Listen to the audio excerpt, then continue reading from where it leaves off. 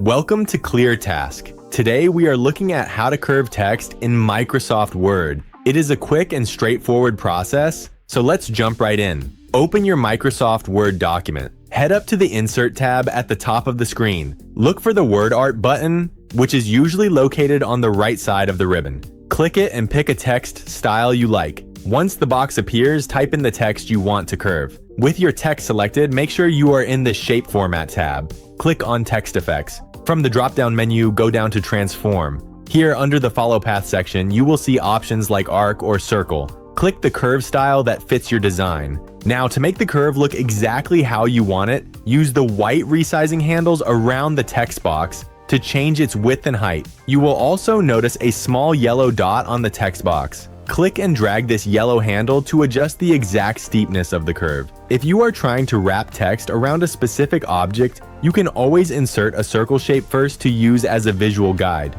Adjust your text around it, and then simply delete the circle when you are finished. That is all it takes to curve text in Microsoft Word. If this tutorial was helpful, leave a like and subscribe to ClearTask for more direct, easy to follow guides. Thanks for watching.